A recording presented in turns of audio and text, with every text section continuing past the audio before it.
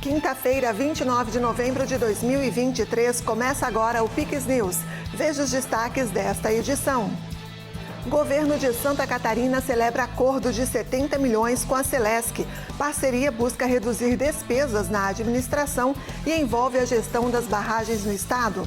Maquete da nova ponte de Guaratuba é divulgada. Estrutura que vai fazer a ligação com Matinhos no litoral do estado será estaiada e vai ter mais de 1 quilômetro de extensão. Mega operação cumpre 159 mandados no Paraná. Ação mira a organização criminosa da região sudoeste e criminosos já presos. Eles comandavam o tráfico de dentro das penitenciárias. No Sergipe, 7 pessoas morrem em operação policial. O objetivo da ação era desmantelar quadrilha suspeita de homicídios. O uso de agrotóxicos é flexibilizado no Brasil. Projeto polêmico foi aprovado pelo Congresso Nacional e deve ser sancionado pelo presidente Lula. Chuvas voltam a castigar Santa Catarina. Estado anuncia liberação de 2 bilhões de reais em recursos para a recuperação dos municípios. Essas e outras notícias a partir de agora no Pix News.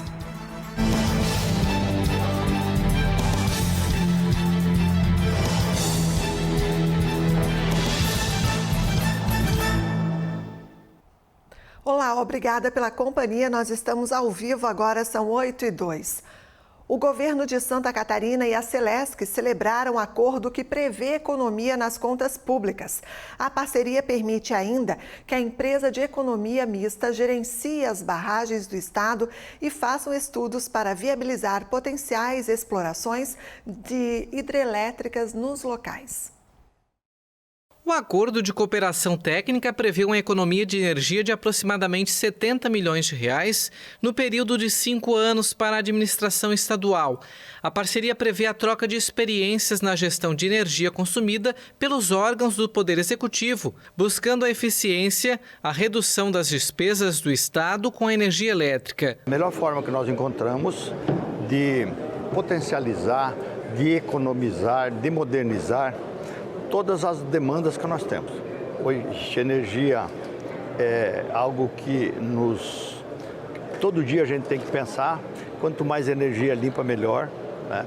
O estado é um estado que precisa muito melhorar essa qualificação, né?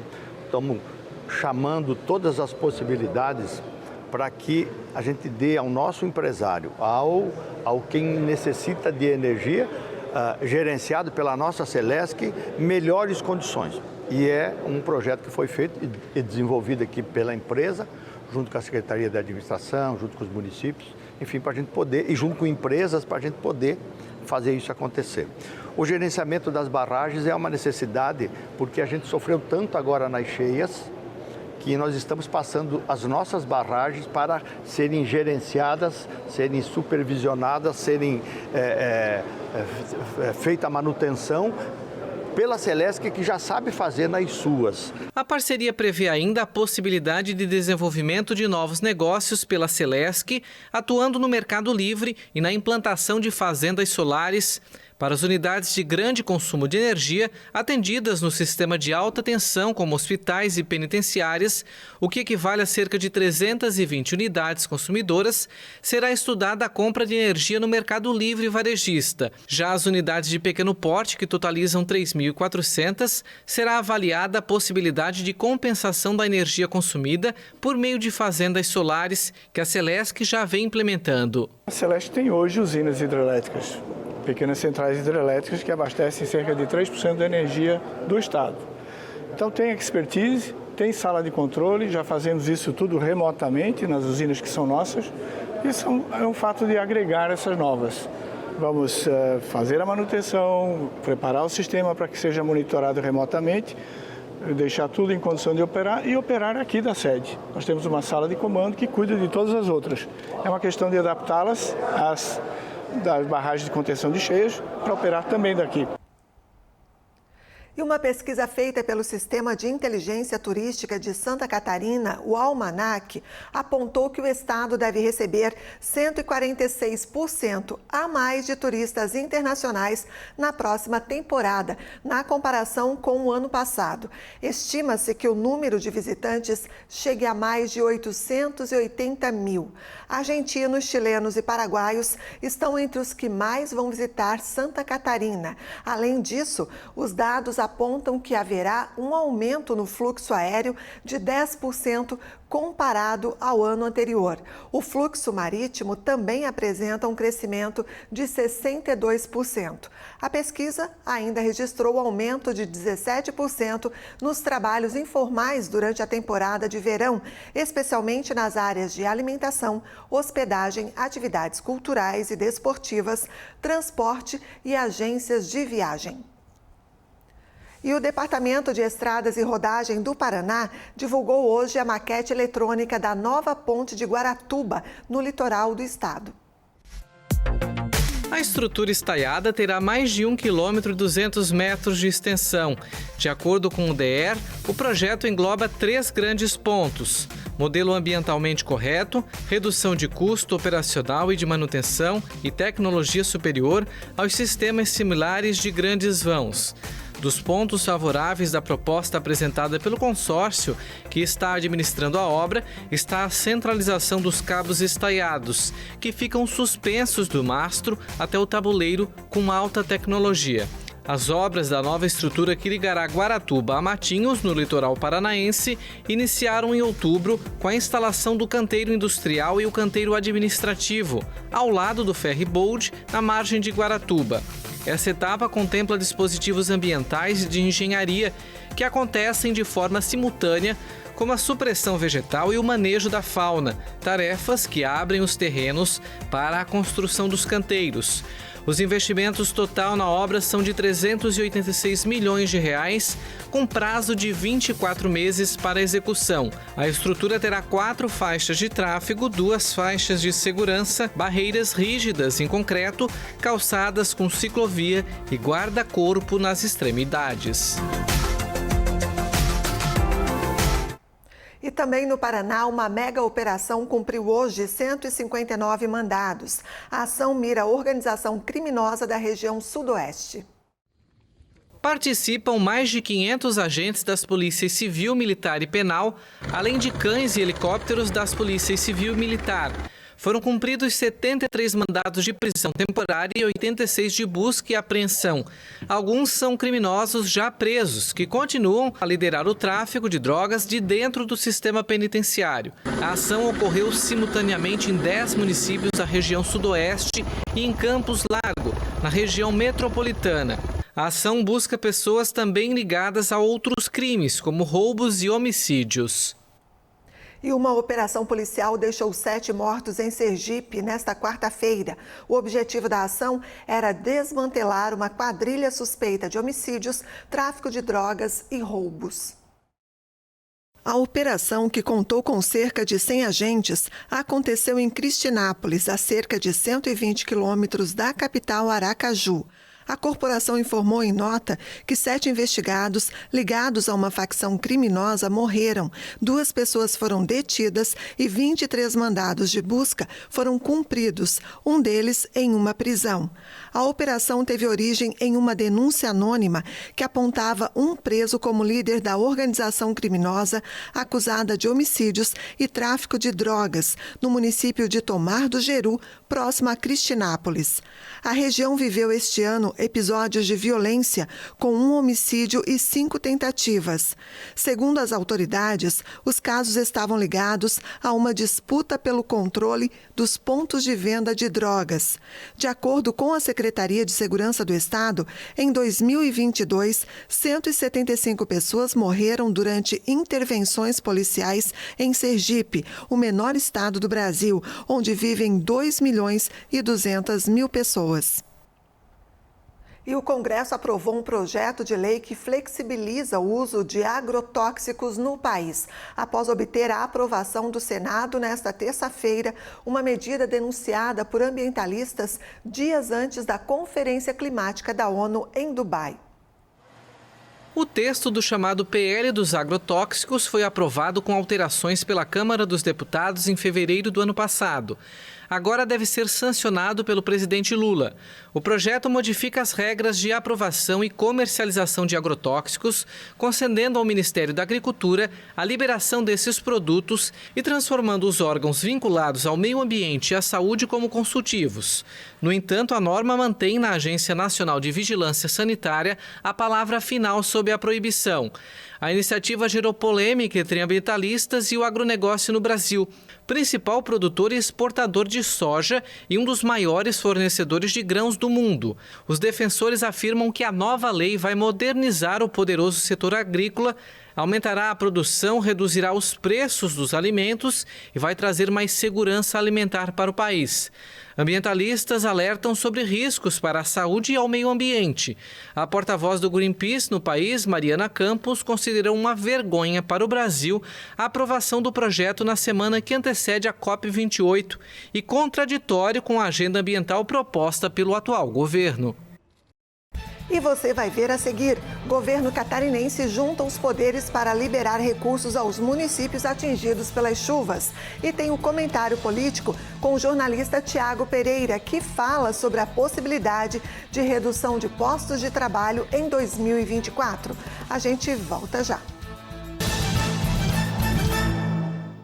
Somos a JJ Hotels Group. Com uma equipe especializada, vamos ajudar o seu hotel ou pousada a crescer nas vendas. Cuidamos de toda a parte de marketing e central de reservas, para que o seu hóspede tenha um atendimento privilegiado e a atenção que ele merece. Além de uma experiência de 10 anos no mercado, contamos com os melhores sistemas para o controle da sua hospedagem. Você se preocupa em receber os seus hóspedes, nós nos preocupamos em levar eles até você. Já pensou em estar em um lugar assim? É que visitar minha morada é viver um sonho acordado. E agora ficou mais fácil para ti me conhecer. Curta Garopaba na palma da sua mão. Mais que um aplicativo, um guia turístico de tudo o que você pode fazer aqui. Tem praias, trilhas e calendário de eventos. Além do turismo cultural com boas histórias. Uma verdadeira viagem pelas minhas memórias.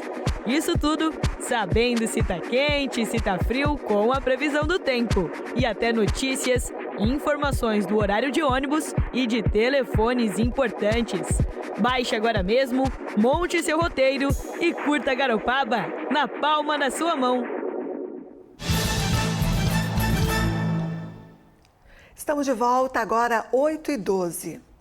Imagens de um possível tornado circulam pelas redes sociais. O registro foi feito por um morador do interior de Rio das Antas, no meio-oeste catarinense. Nas imagens é possível ver a formação do cone e, em seguida, os estragos provocados. Se confirmado, este será o 6º tornado a atingir Santa Catarina no mês de novembro. Ventos fortes e chuvas volumosas atingiram as comunidades de Salto Rio das Pedras e São Luís, provocando estragos. Várias estradas municipais foram interditadas com a queda de árvores. A Defesa Civil de Rio das Antas já iniciou as análises para verificar se a região foi mesmo atingida por um tornado. E Santa Catarina é um dos estados brasileiros mais afetados pelas fortes chuvas durante outubro e novembro. Uma força-tarefa em busca de recursos mobilizou os poderes e o governo anunciou repasse milionário aos municípios. Os produtores rurais catarinenses e as prefeituras serão os principais beneficiados neste segundo pacote de ações, batizado de Programa Recupera SC. Um dos problemas maiores que nós temos agora é do acesso às estradas, às pontes, que o produtor não pode trazer seu produto nem levar. Leite jogado fora, animais que estão sendo mortos por falta de alimentação. O valor será repassado de forma conjunta pela administração estadual e pelos poderes Judiciário, Legislativo, Ministério Público e Tribunal de Contas. Nesta ação serão repassados R$ 150 milhões. Foi feito um estudo, os municípios em calamidade, os municípios em estado de emergência, por população, pelo estrago que aconteceu. Então nós temos um levantamento junto com a Defesa Civil, Corpo de Bombeiros, Secretaria da Agricultura, Secretaria de Infraestrutura, para que a gente possa fazer, a gente fez uma classificação do quem vai receber mais e menos. Rio do Sul, a cidade que mais sofreu com as chuvas, será a que receberá o maior valor, R$5 milhões. Muita gente fora de casa, povo mais simples perdeu o seu patrimônio, está voltando para casa com praticamente nada, né? sem uma cama, sem um fogão, sem uma geladeira, sem um sofá, ou seja, está sem dignidade. Em um intervalo de 60 dias, 70% dos municípios catarinenses foram atingidos pelas fortes chuvas, o que corresponde a 209 cidades. 195 municípios decretaram situação de emergência e outras 14 cidades estão em estado de calamidade pública. Nós passamos, nesse mês de outubro, o maior período de chuva da nossa história, maior que das grandes enchentes de 83, 84, 2008. E é óbvio que houve impacto financeiro dos municípios, grande impacto, a economia parou. E não foi só o Alto Vale, como em algumas vezes, é o estado inteiro. Os recursos serão destinados à reconstrução das estruturas públicas danificadas e para a compra de equipamentos que ajudem no trabalho de recuperação dos estragos causados pela chuva. Porque nós temos problemas emergenciais e problemas importantes para resolver. Os importantes são o sistema de drenagem, a limpeza de valas e bueiros que nós temos, que é um investimento que se faz durante o ano inteiro.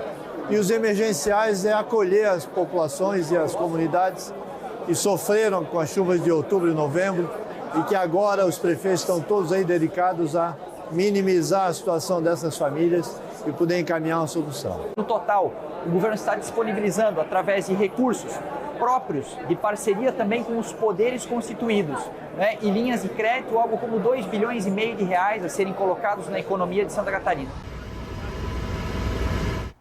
E os 41 trabalhadores presos há 17 dias em um túnel que desmoronou na região do Himalaia, no norte da Índia, foram resgatados em uma complexa operação. O ministro dos Transportes local disse em um comunicado que está aliviado e feliz pelo resgate. Ele acrescentou que o sucesso resultou dos esforços coordenados de muitas agências em uma das maiores operações de resgate dos últimos anos. Ao voltarem à luz do dia, os resgatados foram recebidos por representantes do governo e coroas de flores, entre os aplausos da multidão e as luzes do comboio de ambulâncias que os aguardavam. Desde o desabamento do túnel em 12 de novembro, os trabalhos de resgate foram dificultados pela queda de escombros e pelos sucessivos problemas nas máquinas perfuradoras. Os homens sobreviveram graças a um pequeno duto por onde era bombeado oxigênio e enviada comida, água e eletricidade.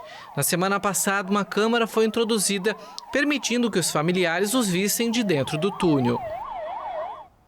Um avião militar dos Estados Unidos com 6 pessoas a bordo caiu nesta quarta-feira na costa do Japão.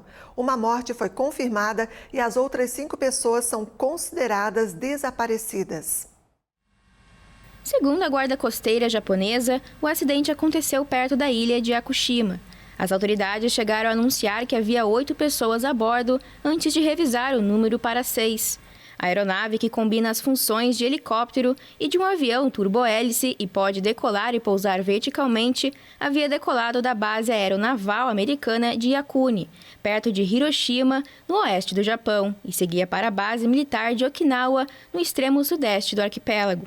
O Bell Boeing V-22, produzido em conjunto pela fabricante de aviões americana Boeing e pela empresa especializada em helicópteros Bell, provoca polêmica devido a vários acidentes fatais desde o início da operação em 1989. No final de agosto, 3 marines americanos morreram em um acidente com um Osprey no norte da Austrália. Ativistas do Greenpeace protestaram perto da sede da Hyundai em Seul. O grupo ambientalista denuncia que as vendas expressivas de veículos utilitários esportivos, os chamados SUV, movidos a combustíveis fósseis, anulam completamente os avanços climáticos dos veículos elétricos. O estudo publicado nesta quarta, um dia antes do início da reunião de cúpula do clima COP28, destaca que as vendas de modelos SUV da Toyota, Volkswagen e Hyundai-Kia aumentaram mais de 150% na última década. O Greenpeace afirma que a tendência vai no sentido contrário aos esforços mundiais para conter as emissões de CO2. O relatório destaca que o número de SUVs em circulação no mundo subiu de 50 milhões em 2010 para 330 milhões em 2022. E acrescenta que estes veículos emitiram mais de 900 milhões de toneladas de CO2 em 2021. Segundo o Greenpeace, se esta frota de automóveis fosse um país, ele seria o sexto mais poluente do planeta. Cálculos da ONG apontam que as emissões de CO2 dos SUV da sul-coreana Hyundai-Kia, da alemã Volkswagen e da japonesa Toyota alcançaram 298 milhões de toneladas em 2022. No mesmo período, as emissões de CO2 evitadas pelo uso de veículos elétricos destas marcas foram calculadas em apenas 9 milhões de toneladas. O Greenpeace também teme a tendência crescente dos SUV elétricos, porque estes modelos têm uma pegada de carbono mais elevada que os demais carros elétricos, em particular porque sua produção exige o uso de maiores quantidades de aço. A COP28 começa nesta quinta-feira em Dubai, nos Emirados Árabes Unidos. Mais de 70 mil pessoas são esperadas nos debates sobre a luta contra a crise climática. A COP28 vai ser realizada no Dubai Expo City. O evento começa nesta quinta-feira com uma cerimônia inaugural, seguida de uma cúpula de líderes mundiais, com a presença do rei Charles III, do presidente brasileiro Lula, entre outros. A presença do Papa Francisco, que seria o primeiro pontífice a comparecer em uma conferência desse tipo, foi cancelada de última hora por conta de uma gripe. O objetivo do encontro é adotar por consenso um texto final para avançar na luta contra a crise climática. Também deve ser feita uma revisão mundial do Acordo de Paris de 2015, quando foram definidas as grandes linhas de combate ao aquecimento global. Um relatório técnico publicado em setembro concluiu que é preciso avançar muito, mensagem que foi reiterada pelo secretário-geral das Nações Unidas antes do início da reunião. Estamos presos em um ciclo mortal. O gelo reflete os raios de sol. À medida que desaparece, a atmosfera terrestre absorve mais calor. Isso significa mais aquecimento, o que se traduz em tempestades, inundações, incêndios e secas no planeta todo. E mais degelo, o que significa que com menos gelo vai haver ainda mais aquecimento. Na COP28, que começa nesta semana, os líderes devem romper este ciclo. As soluções são bem conhecidas. Negociadores, ativistas e líderes de pequenas nações insulares mais vulneráveis são atores chaves nas negociações, que vão durar até 12 de dezembro. Se espera uma participação recorde na conferência, superior a 70 mil pessoas.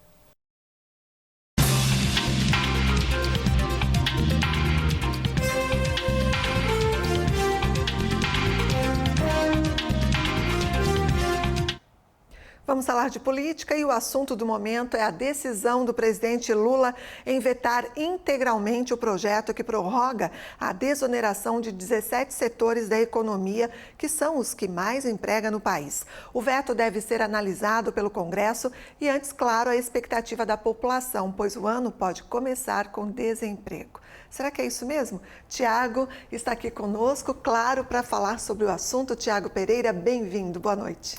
Boa noite, André. Boa noite a toda a nossa audiência qualificada. É isso mesmo. Se nada mudar até lá, a gente pode ter o início de ano, sim, com postos de trabalho sendo extinguidos, né? O governo colocou tudo o que prega na frente, ou seja, priorizou. Essa decisão é encharcada, melhor dizendo, de ideologia petista e, por longe, pensaram aí na manutenção de centenas de milhares de empregos no país. Informação essa divulgada pelas próprias centrais sindicais, que são braço do Partido dos Trabalhadores, e eu assino embaixo aqui o levantamento que eles fizeram. Lula, que volta à cena para comandar o país, não entendeu que não estamos mais nos Brasis de antigamente, quando ele governou o país por 2 anos. E repete os mesmos atos, agora criando um governo pesado, gastoso e com 0 sinais de economia e redução de custos. Pelo contrário, para eles, 38 ministérios ainda é pouco. Agora, com a desoneração da folha prestes a ser extinguida aí em 31 de dezembro, Lula prefere manter os seus companheiros no cargo, ultrapassando os tetos de gasto, ao manter aí a desoneração que alivia o bolso dos empresários e fomenta a economia. Sim, porque gera emprego. O empresário sabe o que faz e ele deixa de pagar os impostos e aplica aquele valor contratando mais gente, porque ele vai produzir mais e precisa de mão de obra. É assim que a economia funciona. Porque os preços das mercadorias acabam baixando com os incentivos como esses. Mas, para o presidente de plantão e até mesmo para o ministro Fernando Haddad, a desoneração não é necessária. Horas, claro que não. Vocês acham que eles vão querer deixar de arrecadar impostos? Querem zerar o déficit e sabem que não vão conseguir e, para pousarem de bons moços, metem a faca no empresariado sem sequer pensar que podem impactar sim nos postos de trabalho, ou seja, lá na ponta. Como contra dados não há argumentos, os setores que tiveram desoneração geraram empregos na ordem de 16,5%, enquanto os que tiveram a folha reonerada cresceram apenas 6,8%. Então, vocês percebam aí a diferença. Dados do próprio CAGED, que o Haddad e o Lula esqueceram, me parece, de consultar. E não é só essa questão do empresariado, da iniciativa privada. Prefeitos estão de cabelo em pé, porque essa desoneração, se os senadores não vetarem, se o Congresso Nacional não vetar não derrubar esse veto do presidente Lula, porque a discussão foi aprovada, foi para o presidente Lula sancionar ou vetar, ele optou em vetar a prorrogação da desoneração, agora pode voltar para o Congresso para os senadores decidirem se mantém como eles tinham aprovado, ou seja, a gente prorroga por mais tempo essa desoneração, ou se mantém o veto do presidente e a partir de 1º de janeiro volta-se a ter uma folha de salário, uma folha de pagamento nas empresas mais cara, né? E isso impacta também nas prefeituras, porque muito o setor público também é afetado com essa desoneração. A folha de pagamento vai ficar mais cara aí para as prefeituras, que já tem um problema sério aí para o próximo ano de recursos financeiros. É verdade, bem lembrado, Tiago. Vamos aguardar.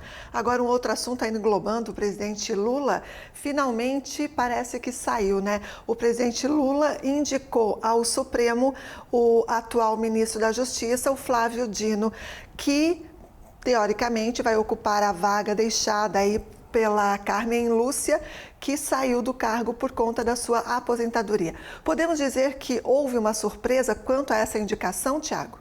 Olha, a surpresa veio para os apoiadores do presidente Lula, que esperavam sim que ele tomasse uma decisão contrária do que ele tomou agora, e a gente fala um pouquinho mais sobre isso a partir de agora. O meu TP foi um pouquinho mais alto, mas sem sequer cogitar uma mulher ou uma ministra negra, mesmo com bons nomes, Lula fez o dever de casa, como sempre fez na trajetória política dele, servindo, claro, ao partido, aos companheiros. E como a Lava Jato mostrou, em alguns casos, até a corja ele servia, né? Parece que após a polêmica de, nas dependências do Ministério da Justiça, em uma audiência, o executivo ter recebido de forma, no mínimo estranha, a esposa de um homem considerado líder de facção criminosa no Amazonas, todas as alternativas de Lula se voltaram a ele, o Flávio Dino, ex-integrante do Partido Comunista do Brasil, ex-juiz federal que optou em abandonar a magistratura e ingressar na vida política. E é aí que mora o problema. Apesar de dizer que lá no Supremo vai deixar de lado toda a ideologia política, A história e a bem da verdade nos mostram o contrário.